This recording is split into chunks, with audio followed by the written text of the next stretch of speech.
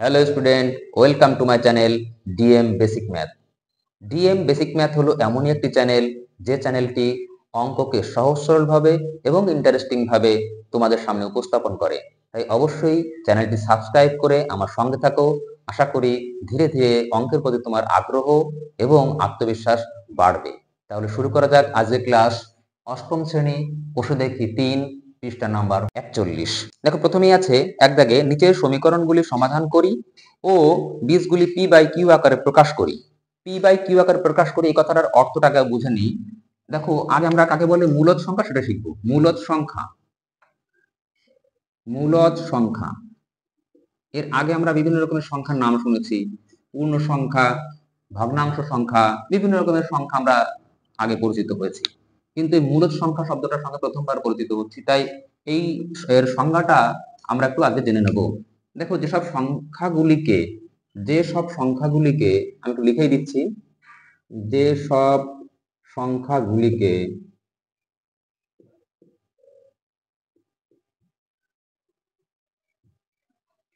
P by Q, এই P by Q এইভাবেই লেখা হয়, আকারে প্রকাশ করা যায়।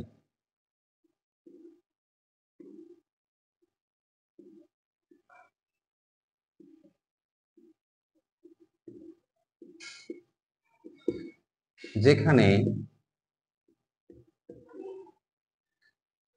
কিউ নট ইকুয়াল 0 এবং পি ও কিউ পূর্ণ সংখ্যা।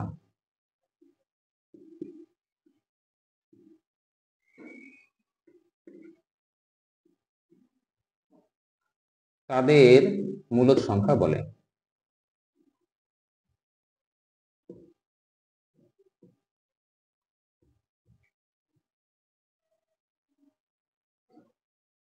দেখো, সংজ্ঞাটা আমি লিখে দিলাম, তোমরা একটু লিখে রাখবে।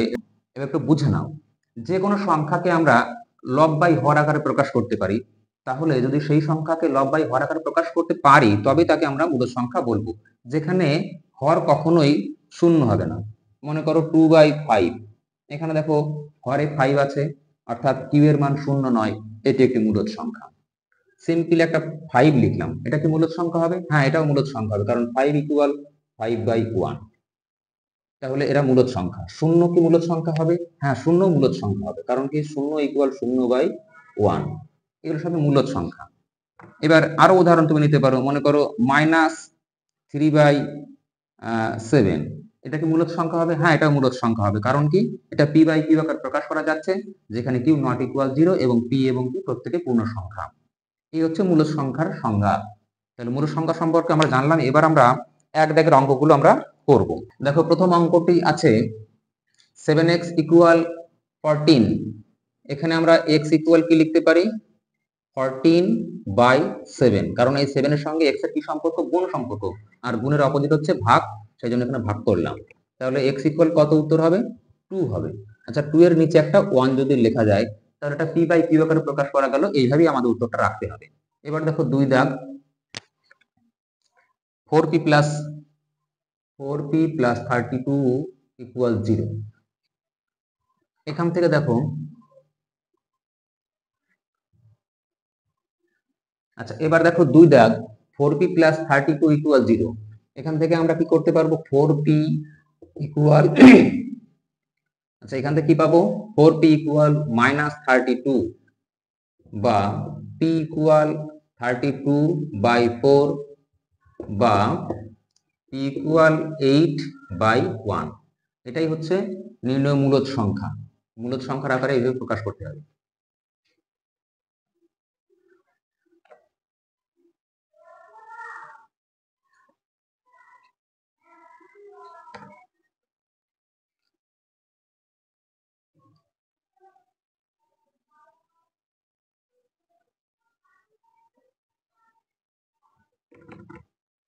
আচ্ছা, এবার দেখো আমরা 3 দাগের অঙ্কটি করব। কি আছে? 11x equal 0। এই জায়গাটা থেকে কি পাবো আমরা? x equal 0/11। আচ্ছা, এটা কি মূলদ সংখ্যা হবে? হ্যাঁ, অবশ্যই মূলদ সংখ্যা হবে, কারণ লবে 0 থাকলে সমস্যা নেই, কিন্তু হরে যেন 0 না থাকে। মূলদ সংখ্যার শর্ত হচ্ছে হরে 0 থাকবে না, তাহলে এটা মূলদ সংখ্যা।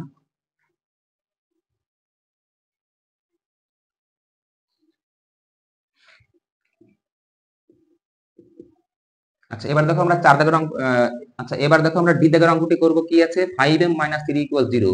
তাহলে এখান থেকে আমরা পাবো 5m = 3 বা m = 3/5। আচ্ছা এবার দেখো আমরা ই দাগের অঙ্কটি করব। কি আছে 9y + 18 = 0। তাহলে 9y = -18 বা y = -18/9 বা y = -2/1। এটা তাহলে মূলদ সংখ্যার আকারে প্রকাশিত হলো। দেখো এবার আমরা এফ দাগের অঙ্কটি করব। কি আছে t = 8 - 12t। এখান থেকে আমরা কি করতে পারি t + 12t = 8। এই -12t টা বাঁ পাশে প্লাস হয়ে গেল। 13t = 8। আচ্ছা দেখো এবার জি দাগের অঙ্কটি। কি আছে 6y = 5 + y। এখান থেকে আমরা 6y - y = 5 লিখতে পারি। বিয়োগ করলে দেখো 5y = 5, y = 5/5 বা y = 1/1। এটাই মূলত সংখ্যার আকারে প্রকাশিত সংখ্যা। আচ্ছা এবার আমরা দুই দাগের অঙ্কটি করব। কি দেওয়া আছে y এর মান দেওয়া আছে -5/4 আর আমাদের প্রমাণ করতে হবে মাইনাস ইনটু -y = y। এটা আমাকে প্রমাণ করে দেখাতে হবে। তাহলে আমরা এই অংশটাকে লেফট হ্যান্ড সাইড হিসাবে লিখছি মাইনাস ইনটু -y। দেখো এই মাইনাসটা এবং এই যে মাইনাস রয়েছে সেই মাইনাসটাকে লেখার জন্য এখানে সেকেন্ড ব্র্যাকেট ইউজ করলাম। এটা মাইনাসে লিখছি। এবার এই যে y এর মানটা দেখো, এইখান থেকে যখন y এর মানটা লিখবো, y এর মানে একটা মাইনাস রয়েছে, সেই মাইনাসটাকে এখানে লেখার জন্য একটা ফার্স্ট ব্র্যাকেট ব্যবহার করছি -5/4 সেকেন্ড ব্র্যাকেট ক্লোজ। এবার দেখো আমরা প্রথমে এই ফার্স্ট ব্র্যাকেটটাকে তোলার চেষ্টা করি। এই যে মাইনাসটা রয়েছে আর এই যে মাইনাসটা রয়েছে, মাইনাস মাইনাস কি হবে প্লাস হয়ে যাবে, কারণ এখানে আমরা ব্র্যাকেট তুলছি অর্থাৎ গুণ করছি। গুণের সময় মাইনাসে মাইনাসে প্লাস হবে। তাহলে +5/4। এবার দেখো আবারও আমরা সেই একই রকম ভাবে এখানে ব্র্যাকেট তুলছি অর্থাৎ গুণ করছি। এই মাইনাস আর এই প্লাস মিলে কি হবে মাইনাস হয়ে যাবে 5/4। দেখো এইটাই তোমার y এর মান ছিল, ইকুয়াল y তুমি লিখতে পারছো, অর্থাৎ এর মান যে y এর সঙ্গে সমান এটা আমরা প্রমাণ করতে পারলাম। Equal RHS proofed. আচ্ছা এবার দেখো আমরা 3 দাগের অঙ্ক করব। 3 এর অঙ্কগুলো কি আছে, এখানে x এর একটা মান দেওয়া আছে, সেই মানটাকে ব্যবহার করে অঙ্কগুলোর উত্তর বের করতে হবে। x এর মান কত দেওয়া আছে -3/8। এখানে আমাদের 2x + 5 এর মান প্রথমে এই দাগের অঙ্কটা বের করতে হবে। দেখো 2 ইনটু x এর সঙ্গে 2 এর গুণ সম্পর্ক, তাই 2 ইনটু লিখলাম। এখানে x এর মান কত লিখব -3/8 প্লাস 5। এবার দেখো 2 দিয়ে 8 কে কাটলে 4 হচ্ছে, -3/8 প্লাস 5। লসাগু করো এখানে 4, তাহলে এখানে 4 এ 4 মিলে যাচ্ছে বলে -3টাই বসবে, প্লাস এখানে নিচে হরে কিছু নেই, সরাসরি কি হবে গুণ হবে 20 17/4। অর্থাৎ এখানে নির্ণেয় মান 17/4। এটাকে তুমি পূর্ণ সংখ্যার আকারে প্রকাশ করতে পারো, 4 পূর্ণ 1 এর 4 এইভাবে লেখা যেতে পারে। আচ্ছা এবার দেখো আমরা বি দাগের অঙ্কটি করব। কি আছে বি দাগের অঙ্কে x + 3/8। x এর মান আমরা জানি -3/8 প্লাস 3/8। তাহলে উত্তর হবে কত 0, কারণ এই পার্ট আর এই পার্টটা সেম হচ্ছে কিন্তু চিহ্ন আলাদা আছে, তাই এটা কেটে গিয়ে 0 উত্তর হবে। আচ্ছা এবার দেখো সি দাগের অঙ্কটি করব। কি আছে সি দাগের অঙ্কে 5 মাইনাস ফার্স্ট ব্র্যাকেটের মধ্যে -x। তাহলে আমরা এখানে 5 মাইনাস এখানে একটা সেকেন্ড ব্র্যাকেট ব্যবহার করব। এই মাইনাসটাকে এখানে লিখলাম, আর এই যে x এর মান এটাকে বসানোর জন্য আরো একটা ফার্স্ট ব্র্যাকেট আমার লাগবে, কারণ এখানে -3/8 এর মানটা দেওয়া আছে। 5 মাইনাস এই মাইনাস মাইনাসে কি হবে প্লাস হবে, তাহলে এখানে আমরা +3/8 লিখব। আচ্ছা এবার আমরা কি করব, এই যে মাইনাস এবং প্লাস রয়েছে, এই মাইনাস প্লাসে কি হবে মাইনাস হয়ে যাবে -3/8। এবার এখানটায় লসাগু করে উত্তরটা করতে হবে। লসাগু কত হবে, লসাগু হবে 8। 5 × 8 = 40 বিয়োগ 3 সমান দেখো 37/8 ইকুয়াল 4 পূর্ণ 5/8। আচ্ছা দেখো এবার আমরা 4 দাগের অঙ্কগুলো করব। কি আছে অঙ্কগুলোতে বলছে ফাঁকা ঘর পূরণ করতে হবে, পূরণ করে আমাদের উত্তরগুলোর সঙ্গে ম্যাচিং করতে হবে। দেখো প্রথমে আছে 9/11 প্লাস ড্যাশ ইকুয়াল 0। তা আমরা জানি যে একই সংখ্যা যদি চিহ্ন আলাদা হয় তাহলে তাদের যোগফল 0 হয়। তাহলে এখানে 9/11 আছে, এখানে -9/11 যদি আমরা এর সঙ্গে যোগ করি তাহলে যোগফলটা 0 হবে। এবার এখানেও দেখো একই রকম ভাবে এখানে -21/29 আছে, তার সঙ্গে যদি +21/29 অ্যাড করা হয় তাহলে আমরা যোগফল 0 পাবো। অর্থাৎ এখানে যে চিহ্ন থাকবে তার চিহ্নটা যেন এখন অপোজিট হয়, এতে যোগফল 0 হয়। এখানে দেখো মাইনাস প্লাস 0, মাইনাস প্লাস 0। আচ্ছা, এইবার দেখো গুণফল 1 হতে হবে। যখন দুটি সংখ্যার গুণফল 1 হয় তখন একটিকে অপরটির অন্যনক বলা হয়। এটা অন্যনকের সংজ্ঞা অনুযায়ী অঙ্কগুলো করতে হবে। তাহলে আমরা এখানে কি করতে পারি, এখানে 7/19 এর অন্যনক হচ্ছে 19/7, এদের গুণফল 1 হবে। দেখো 7 7 কেটে যাবে, 19 19 কেটে যায়, উত্তর হবে 1। ঠিক একই রকম ভাবে এখানে -5 আছে, দেখো -5 মানে হচ্ছে -5 নিচে একটা 1 আছে, এর অন্যনক কি হবে, এর অন্যনক হবে -1/5। তাহলে আমরা এখানে -1/5 এটা লিখবো। এখন দেখো কাটাকাটি করে 5 5 কেটে গিয়ে মাইনাস আর মাইনাস নিলে প্লাস 1 উত্তর হচ্ছে। তাহলে এর অন্যনক লিখে দিলাম এখানে। আচ্ছা দেখো এবার আমরা দাগের অঙ্কটি করব। কি আছে এখানে, -15/23 ইন্টু ড্যাশ ইকুয়াল 1। এখানেও সেই অন্যনকের সংজ্ঞা অনুযায়ী আমাদের অঙ্কটা করতে হবে। তাহলে অন্যনক কত হবে, মাইনাসটা মাইনাসে থাকবে, 23টা উপরে যাবে আর 15টা নিচে আসবে, এদের গুণফল 1 হবে। আচ্ছা এখানে কি করতে হবে, এদের গুণফল আমাদের বের করতে হবে। আমরা একটু গুণফলটা এখানেই করে নিচ্ছি। -8 বাই, আচ্ছা মাইনাসে মাইনাসে কি হবে, প্লাস হয়ে যাবে, একবারে প্লাস চিহ্ন করে দিলাম। 8/3 ইন্টু 21/20। আচ্ছা এবার দেখো কাটাকাটি করা যায় কিনা। 3 দিয়ে 21 কাটলে 7 হচ্ছে, 4 দিয়ে কাটো, 4 দুগুণে 8 আর 4 5 20। তাহলে উত্তর উপরে কত আসছে, 14, আর নিচে কত আসছে, 5। তাহলে এখানে আমরা উত্তর লিখব 14/5। আচ্ছা দেখো এবার আমরা 5 দাগের অঙ্কটি করব। কি আছে, 7/18 কে -5/6 এর অন্যনক দিয়ে গুণ করতে বলেছে। আমরা গুণ চিহ্নটা পাতিয়ে দিয়েছি। দেখো এখানে আমরা পরের লাইনে অন্যনকটা লিখব। -5/6 এর অন্যনক কি হবে, মাইনাস থাকবে কিন্তু লব হঠাৎ চেঞ্জ হয়ে যাবে, 6/5 হবে। আচ্ছা এবার দেখো এই 6 দিয়ে এই 8 কে কাটাকাটি করা যায়, এখানে হবে 3। তাহলে উত্তরটা কত হবে, উপরে হচ্ছে -7, 3 5 15, তাহলে -7/15 হচ্ছে এর উত্তর। আচ্ছা এবার দেখো 6 দাগের অঙ্কগুলো কি আছে, বলছে বিনিময় ও সংযোগ নিয়মের সাহায্যে মান খুঁজি। আমরা জানি যে যোগের বেলাতে আগের সংখ্যা পরে বা পরের সংখ্যা আগে আসলেও উত্তরটা একই থাকে। যেমন মনে করো 3 + 5 = 8 বা 5 + 3 = 8, অর্থাৎ এই দুটোরই মান সমান হয়, এটা যোগের বেলাতে সম্ভব। কিন্তু বিয়োগের বেলাতে কিন্তু এই নিয়ম চলবে না। তুমি মনে করো এখানে 5 থেকে 3 বিয়োগ করলে 2 পাবে, আবার 3 থেকে 5 বিয়োগ করে দেখো 2 পাবে না, তাহলে এই নিয়ম চলবে না। যোগের বেলাতে সংযোগ নিয়ম চলে আর গুণের বেলাতে চলে। কারণ গুণের বেলাতে কি হয়, 5 × 3 = 15, 3 × 5 = 15, তাহলে এটা গুণের বেলাতে চলে, কিন্তু ভাগের বেলায় চলবে না কেন, কারণ 15/3 = 5, আবার 3/15 = 5, এটা কিন্তু হবে না, এটা চলবে না।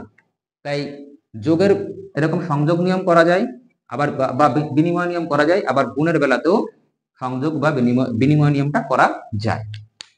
তাহলে তোমরা 6 দাগের অঙ্কগুলো নিজে নিজেই করবে, আমি 7 দাগের অঙ্কগুলো করছি। দেখো 7 দাগের অঙ্কগুলোতে কি আছে, সংখ্যা রেখায় মূলদ সংখ্যা স্থাপন। এই যে মূলদ সংখ্যাগুলো দেখতে পাচ্ছ, এখানে দুটি বসিয়েছি, আরো বাকি রয়েছে কতগুলো। এই সংখ্যাগুলোকে আমাদের মূলদ সংখ্যা রেখায় বসাতে হবে।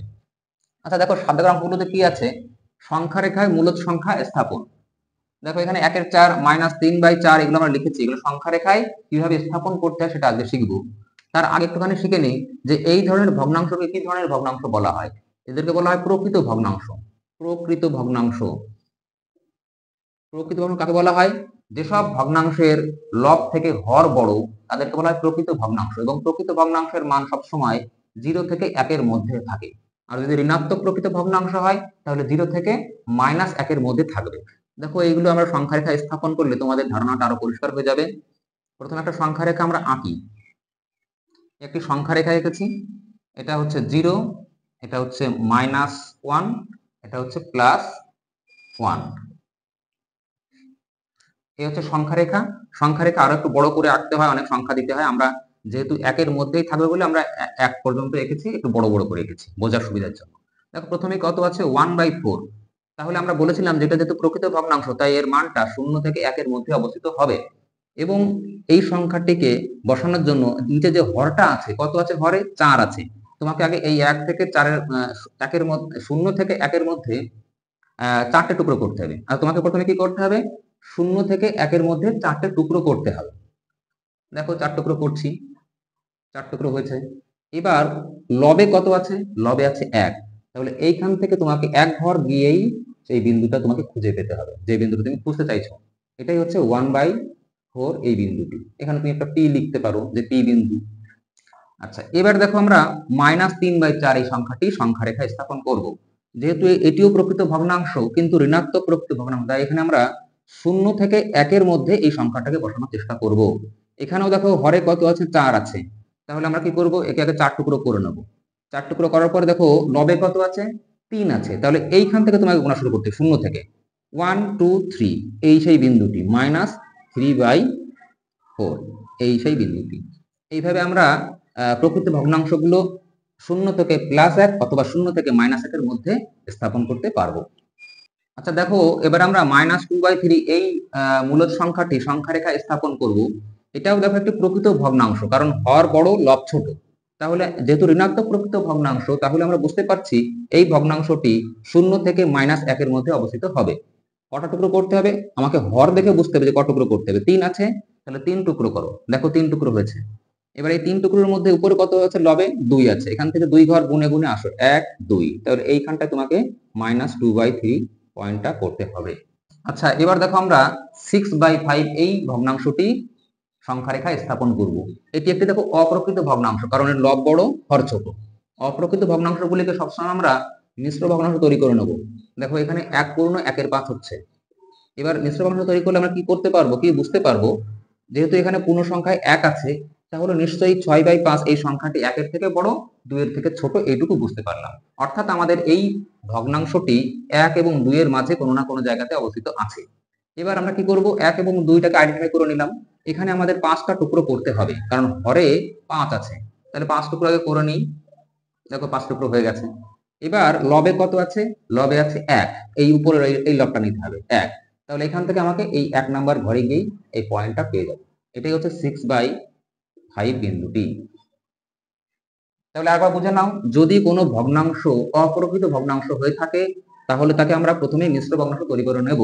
তাহলে আমরা বুঝতে পারবো যে ওই সংখ্যাটি কোন দুটি সংখ্যার মাঝে অবস্থিত আছে। এখানে 1 পূর্ণ আছে বলে আমরা বুঝলাম যে ভগ্নাংশটি 1 এবং 2 এর মাঝে অবস্থিত আছে। তাহলে আমরা এখান থেকে বুঝে এখানে 5টা টুকরো করে উপরের 5 1 অনুযায়ী এই এক ঘরে আমরা বিন্দুটা লিখলাম। আচ্ছা দেখো, এবার আমরা সংখ্যা রেখায় -8/3 এই ভগ্নাংশটি স্থাপন করব, এই মূলদ সংখ্যাটি। যেহেতু এটি একটি অপ্রকৃত ভগ্নাংশ, তাই প্রথমে এটাকে আমরা মিশ্র ভগ্নাংশ তৈরি করে নেব। দেখো কত হবে, -2/2 এরকম হবে। তাহলে আমরা এখান থেকে বুঝতে পারছি যে এই ভগ্নাংশটির মান -2 ও -3 এর মধ্যে অবস্থিত। -2 এবং -3 এর মধ্যে অবস্থিত। তাহলে আমরা কি করব, এখানে একটা ধরো সংখ্যা রেখে রেখেছি 0 -1 -2 -3। যেহেতু জানতে পারলাম যে এই ভগ্নাংশটির মান -2 এবং -3 এর মাঝে অবস্থিত, তাহলে আমরা বিন্দুটি এর মাঝে কোথাও না কোথাও খুঁজে পাবো। এবার দেখো হরে কত আছে, হরে আছে 3, অর্থাৎ এই পার্টটাকে আমরা 3টে ভাগে ভাগ করব। দেখো 3টে ভাগে ভাগ করেছি। এবার লবে কত আছে, 2 আছে। এখান থেকে তোমাকে গুণা শুরু করতে হবে, কারণ অলরেডি 2 পূর্ণ হয়ে রয়েছে। অর্থাৎ এখান থেকে -1 -2 তে অলরেডি তুমি এসে বসে আছো। এখান থেকে তোমাকে আরো কিছুটা পার্ট এগোতে হবে, সেটা হচ্ছে ভগ্নাংশের মান যতটা।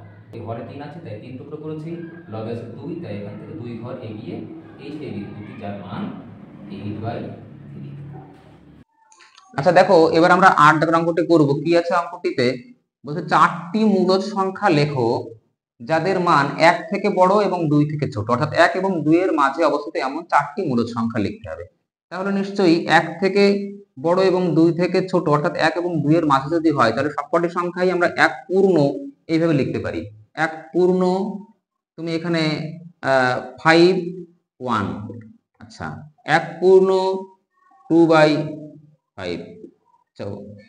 1 পূর্ণ 3/5, 1 পূর্ণ 4/5। এইভাবে আমরা 1 এবং 2 এর মাঝে 4টি মূলদ সংখ্যা তৈরি করতে পারি।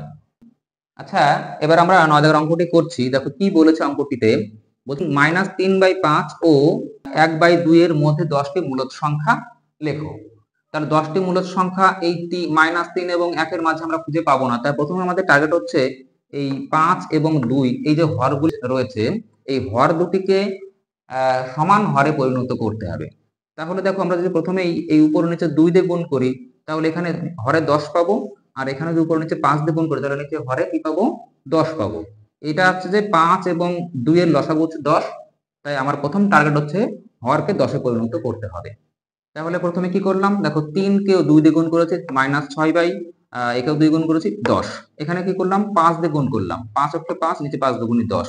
এবার দেখো -6 এবং +5 এর মাঝে আমরা 10টা সংখ্যা খুঁজে পাচ্ছি কিনা।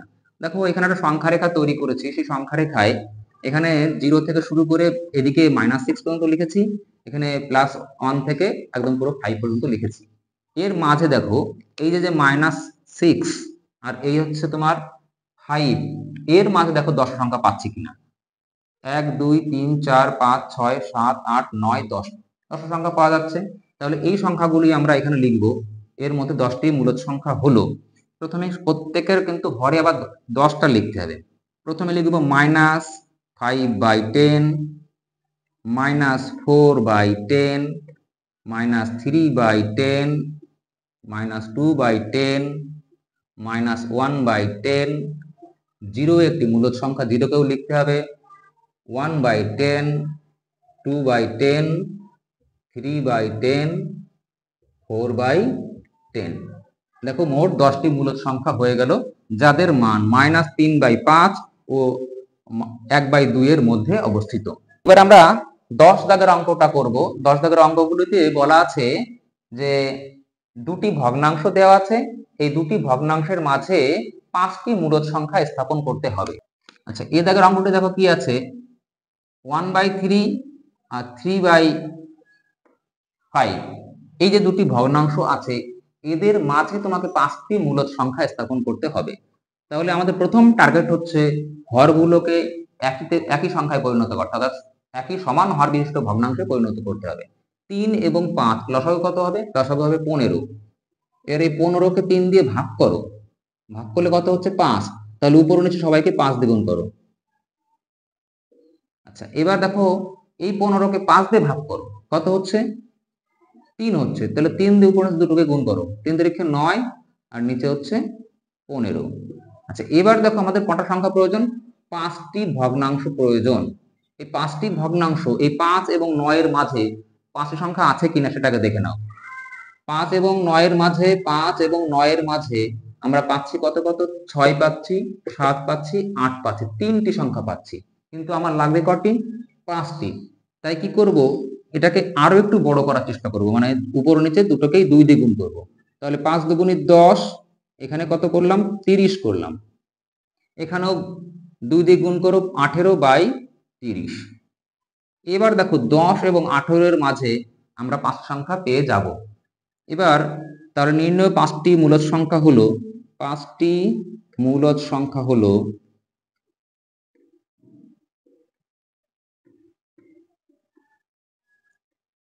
10 পর থেকে শুরু করে দাও। 10 পরে কত হচ্ছে 11/30, 12/30, 13/30, 14/30, 15/30। এইভাবে আমরা সংখ্যাগুলোকে সমান হর বিশিষ্ট ভগ্নাংশে পরিণত করে আবার তাকে বড় করে করে আমরা তাদের মাঝে যত খুশি মূলদ সংখ্যা খুঁজে বের করতে পারি। তাহলে এখানে আমরা 5টি করে মূলদ সংখ্যা বের করলাম। আচ্ছা দেখো, এবার আমরা 10-এর বিদাগের অঙ্কটি করব। 1-এর 4 ও 1-এর 2 এর মাঝে 5টি মূলদ সংখ্যা করতে হবে। লসাগু কত হবে, হরগুলি লসাগু 4 হবে, তাহলে এটা 1/4ই থাকছে। একে আমরা কি করব, 4 বানানোর জন্য উপরে 2 দিয়ে গুণ করব। 2 অক্ষে 2, 2 দুগুণে 4। এবার দেখো 1 এবং 2 এর মাঝে কোনো পূর্ণ সংখ্যা পাচ্ছি না, তাই এগুলোকে আমরা জুম করব। 2 দিয়ে গুণ করো, একেও 2 দিয়ে গুণ করো। এবার দেখো 2 এবং 4 এর মাঝে মাত্র একটা সংখ্যা পাচ্ছি, 3 পাচ্ছি। 2 এবং 4 এর মাঝে শুধু 3 পাচ্ছি, কিন্তু আমার লাগবে কয়টি সংখ্যা, 5টি সংখ্যা। তাই একে আমরা আরো জুম করব। 4/16, 8/16। এবার দেখো 4 এবং 8-এর মাঝে কটা সংখ্যা পাচ্ছি? 5 পাচ্ছি, 6 পাচ্ছি, 7 পাচ্ছি, 3টি সংখ্যা পাচ্ছি। তাহলে আমাদের সমস্যা মিটছে না, তাই একে আমরা আরো একটু বড় করব। 8/32, 2 দিয়ে গুণ করছি, 4 দুগুণী 8, 16 দুগুণী 32, একেও 2 দিয়ে গুণ করছি, 8 দুগুণী 16 আর 16 দুগুণী 32। এবার কি করব? এদের মাঝে আমরা 5টি মূল সংখ্যা নেব। তাহলে 8-এর থেকে বড় সংখ্যা নিতে হবে। কত কত হবে? 9/32, 10/32, 11/32, 12/32, 13/32। দেখো 5টা হয়েছে কিনা। এবার দেখো 10-এর সি -4/3 ও 3/7 এর মাঝে 5টি মূলদ সংখ্যা বসাতে হবে। তাহলে প্রথম একই নিয়ম, 3 এবং 7 লসাগু করব। লসাগু হচ্ছে 21। এবার আমরা ভাগগুণ প্রক্রিয়ায় হরগুলোকে সমান হর বিশিষ্ট ভগ্নাংশে পরিণত করব, ভগ্নাংশগুলিকে। তাহলে প্রথমে 3 দিয়ে 21 কে ভাগ করে দেখো 7 হচ্ছে। 7 দিয়ে গুণ করো, -28/21। আর এখানে দেখো 3 দিয়ে গুণ করতে হবে, কারণ 7 দিয়ে ভাগ করলে 3 পাবে, 3 তিরিক্ষে 9/21। এবার দেখো -28/21 এবং 9/21 এর মাঝে 5টি সংখ্যার অনেক বেশি সংখ্যা পাওয়া যাবে, তাই একে আমাকে আর বড় করতে হবে না। তাহলে 5টি মূল সংখ্যা হলো, এবার 28 থেকে কমাতে কমাতে আসতে হবে, -27/21, -26/21। পজিটিভের দিকে একটা নিতে পারো, দুটো তিনটে নিতে পারো, 1/21, 2/21, 3/21। এইভাবে আমরা অনেকগুলি সংখ্যা নিতে পারি, কারণ এখানে -28 থেকে +9 এর মধ্যে অনেক সংখ্যা আছে। আমার লাগবে 5টা আমরা নিয়ে নিয়েছি। তাহলে আশা করি তোমাদের বুঝতে কোনো সমস্যা হয়নি। এইভাবে তোমাদের অঙ্কগুলি সহজ সরল ভাবে তোমাদের সামনে উপস্থাপন করা হয়, তাই অবশ্যই চ্যানেলটি সাবস্ক্রাইব করে আমার সঙ্গে থাকবে। আজ ক্লাস এখানেই শেষ করছি, দেখা হচ্ছে পরের ক্লাসে। সবাই ভালো থেকো।